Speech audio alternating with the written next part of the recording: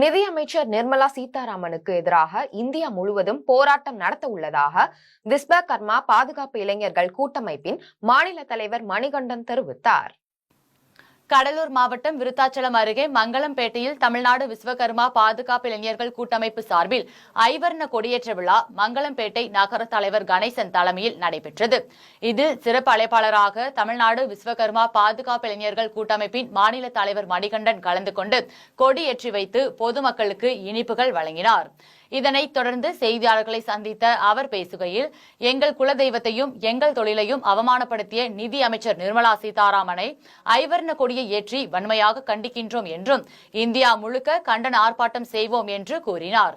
இதில் தமிழ்நாடு விஸ்வகர்மா பாதுகாப்பு இளைஞர்கள் கூட்டமைப்பின் மாநில தலைவர் மணிகண்டன் மற்றும் சுந்தரமுருகன், நாகலிங்கம் உட்பட பலர் கலந்து கொண்டனர். இந்தியா முழுக்க இந்த விஸ்வகர்மா என்ற அந்த ஜாதியை இழிவுபடுத்திய உங்களை நாங்கள் எங்க எடுத்தாலும் போராட்டம் நடத்துவோம் என்று கூறிக்கொள்கிறோம். புதுச்சேரியில்